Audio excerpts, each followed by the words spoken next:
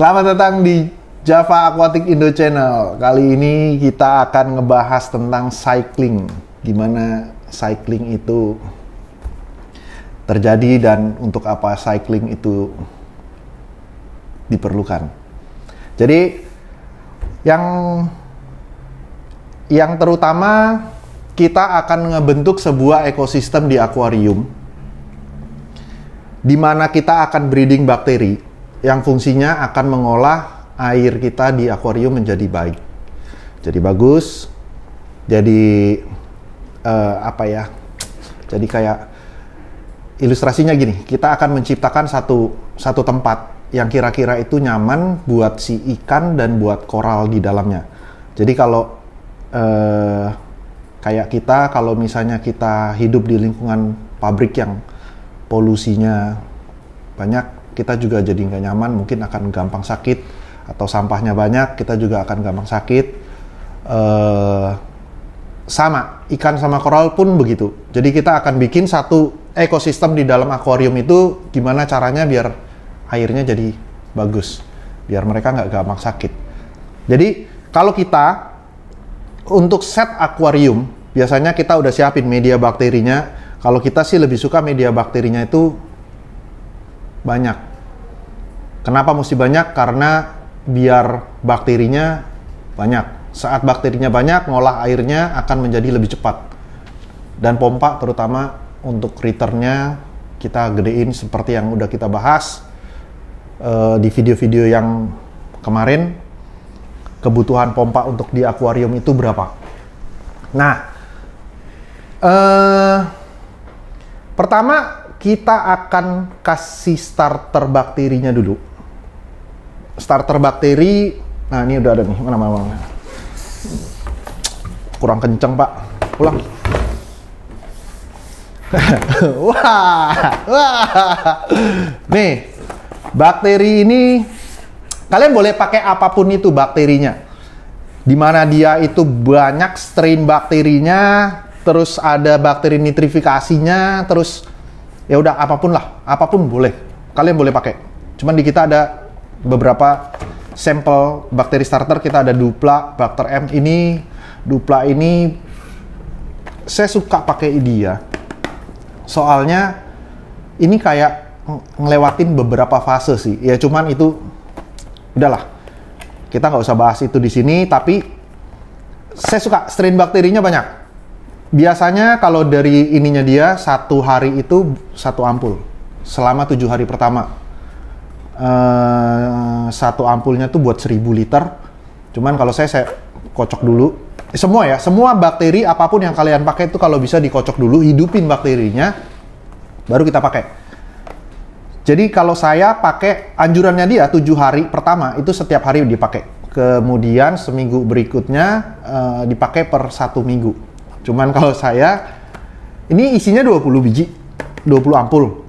Biasanya saya pakai setiap hari selama proses cycling. Biarin aja. Makin banyak bakterinya kan makin cepet selesai. Ya itu menurut saya sih. Terus kalian juga bisa pakai ini, API Quick Start. Dari namanya aja Quick Start, dia akan lebih cepat. Strain bakterinya juga banyak. Cuman ini pemakaiannya akan lebih boros daripada ini. Harganya gimana? Samalah kurang lebih. Cuman ini bakterinya banyak, sekali pakai jeder. Ini kalau ini juga sama aja sih. Saya lebih suka pakai ini 20 biji, berarti buat 20 hari. Hajar aja terus-terusan setiap harinya. Oke, setelah kita masukin si bakterinya ini, kita siapin nih media bakterinya, kita kasih bakterinya. Skimmernya kita matiin dulu. Karena akan percuma kalau misalnya kita akan cycling tapi kita nyalain skimmernya. Kenapa saya bilang percuma? Pertama, si bakteri yang kita masukin itu akan diambil sama si skimmer, sampahnya dimakan semua, amonianya pun dimakan sama skimmer. Akhirnya si bakteri itu nggak akan bisa berkembang di dalam sana. Nah, biasanya kita matiin. Terus berapa lama sih proses cycling? Tergantung. Tapi umumnya nitrogen cycle itu terjadi pada hari ke-21. Nitrogen cycle itu apa sih? Nitrogen cycle itu dia kayak apa ya? Amonia. Itu akan berubah jadi nitrit, jadi nitrat. Akhirnya bisa diurai sama si bakteri. Biasanya kita masukin 1 ekor atau 2 ekor ikan untuk nyuplai amonia buat makanan si bakterinya, atau biasanya kalian bisa pakai udang. Cuman saya ada satu lagi. Saya punya amonium chloride. Jadi ini kalau kalian nggak mau atau nggak tahu, misalnya kita kan mau masukin nih ikan apa yang kira-kira bisa hidup dan kita pelihara di dalam. Jadi kalau misalnya ikan itu dia buat bantu proses cycling, berarti kan ikan itu yang kita masukin di akuarium kalau bisa dia hidup terus di dalam sana. Jangan ini cuman ikan ini buat bantu proses cycling aja, cycling selesai ikannya saya tangkap lagi keluar, kalian obok-obok lagi tuh akuarium, susah. Biasanya kalau kalian nggak nemu ikan apa yang mau kalian taruh di sana, atau misalnya kalian nggak nemu ada udang, cuman kalau udang sih bisa, cuman kita nggak bisa ngatur berapa jumlah ppm yang ada di akuarium tersebut. Bagusnya untuk biasanya bagus untuk proses cycling kita cuma butuh 2 ppm. Kalau misalnya Pak, Om, Kak, boleh nggak sih amonianya 5? Kalau amonianya 5, satu ekosistem rusak, Pak. Itu nggak akan terjadi cycling. Jadi ini bisa ditakar. Ini salah satu solusinya untuk fishless. Jadi kalau kalian mau nggak pakai ikan atau nggak pakai udang, kalian bisa kasih ini di dalam akuarium kalian. Tunggu dia sampai 21 hari, atau paling nggak gini. Biasanya saya tunggu 1 bulan biar lebih aman. Jadi proses cycling itu kita lihat seminggu pertama tuh pasti bening, airnya bening banget tanpa skimmer, bening. Setelah lewat dari 1 minggu mungkin, atau bisa juga kadang terjadi di hari ke-5, hari ke-6 mulai keluar lumut-lumut halus. Lumut-lumut halus di situ mulai keluar, terus udah 1 minggu udah lewat, mulailah muncul kayak lumut-lumut coklat, diatom, terus pokoknya semua lumut akan berfotosintesis di dalam sana. Semua mineral itu akan berubah menjadi lumut. Terutama kalau ada kadar fosfat, atau kadar silikat di dalam sana, terus atau ya pokoknya yang kira-kira kebutuhannya si lumut itu untuk hidup. Minggu ke-2, minggu ke-3 itu akan jelek banget akuarium kalian. Tapi nggak apa-apa, biarin aja. Itu akan rontok sendiri dengan adanya bakteri yang kita hidupin di sana, plus amonianya dia hidup, dia akan bisa mengurai. Nah itu proses dari cycling. Jadi mau nggak mau kalian harus sabar sih.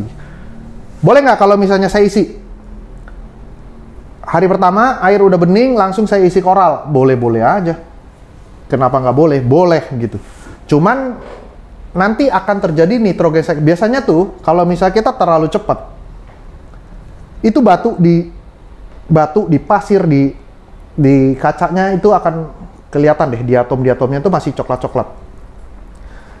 Nanti akan terjadi begitu tuh. Di video sebelumnya juga saya udah kasih tahu kalau misalnya lumut itu nggak suka, koral itu nggak suka dengan lumut. Jadi kalau misalnya dia udah banyak lumutnya, biasanya koralnya juga nggak mau berkembang, terus nggak mau mekar. Ya itu gara-gara kita terlalu diganggu lah sama si kehadirannya si lumut itu. Nah terus apalagi sih kira-kira kalau misalnya lampu, boleh nggak cycling itu nyalain lampu, atau bagusnya dimatiin atau dinyalain? Sebenarnya cycling proses itu kita ngebentuk bakteri sih. Kita ngebentuk bakteri sampai kira-kira bakteri itu udah banyak, udah cukup banyak untuk bisa ngolah airnya dengan baik. Jadi kalau untuk lampu sama nggak pakai lampu sebenarnya boleh-boleh aja, nggak ada masalah buat itu. Tapi kalau kita nyalain lampu biasanya itu akan memicu grow-nya, berkembangnya si lumut. Jadi kalau misalnya kita nyalain lampu, ada mineral di dalam tuh kayak ada fosfat, ada silikat, itu akan lebih cepat. Jadi ngerangsang dia tumbuh. Jadi kalau misalnya kita nyalain lampu 24 jam, itu akan cepet banget si lumut itu naik. Biarin aja sebetulnya, ya nggak ada masalah ya. Kalau kita mau ngebus ya bus aja pakai lampu. Jadi lumut ini dia bisa hidup karena dia ada fosfat, ada nitrat, ada mineral apa yang itu yang akan dikonsumsi sampai sama lumut, akhirnya dia bisa berfotosintesis. Ada lampu di sana. Nah, saat itu semua udah habis, lumut itu akan rontok sendiri. Berarti fosfat sama nitrat kalian tuh habis dimakan sama si lumut itu. Jadi ya boleh-boleh aja kalau kalian mau cepet ya nyalain aja lampunya. Nah, kalau di kita di Java, kita biasanya ngelakuin cycling itu saat akuarium udah di set. Pertama kita masukin bakteri starternya, terus udah gitu kadang kita masukin si amonium ini, atau ya tergantung si customernya. Biasanya karena ya kalau customer minta ikan ya ikan. Cuman kita bisa masukin ikan saat air itu udah bening. Masukin aja besoknya atau hari kedua dia udah bening, kita masukin biar ikannya juga nggak terlalu stres, kasihan soalnya. Nah terus setelah itu biasanya setelah 1 bulan itu kita akan pantau terus tuh. Selama 1 bulan itu kita akan pantau. Biasanya yang kita lakuin adalah kayak penambahan air tawar ya. Karena ada proses evaporasi di sana. Biarin kita tambahin aja dulu air tawar. Terus setelah 1 bulan biasanya udah mulai rontok. Jadi si lumut itu akan coklat, ketemu lumut hijau, nanti udah mulai hilang tuh si lumut-lumut coklat. Yang penting diatomnya hilang dulu deh. Sama beberapa kayak silikat-silikat itu hilang dulu deh, karena itu akan sangat-sangat mengganggu si koral nantinya. Jadi setelah itu semua udah rontok, kita pasang si koral-koralnya. Hari keduanya, setelah kita masukin koral, baru kita masukin ikan. Boleh nggak masukin ikan sambil masukin koral? Boleh-boleh aja, cuman kebanyakan ikan itu akan stres. Kenapa dia stres? Biasanya koral yang masuk itu dia akan adaptasi, dia akan keluarin lendir stresnya dulu. Kalau mau kalian tunggu dulu deh, tahan beberapa jam sampai si skimmer itu, oh ya, skimmer itu saya nyalain. Setelah 1 bulan, setelah saya masukin koral, baru saya nyalain skimmernya. Jadi skimmer itu akan bantu ngolah si lendir-lendir stresnya si koral tuh. Jadi biarin dia ngangkat, dia kerja, tunggu beberapa jam, baru kita masukin si ikan-ikannya bertahap. Kita masukin ikannya biar ikannya itu nggak terlalu stres. Biasanya itu yang kita lakuin sih. Terus ya paling itu sih kalau yang kita lakuin.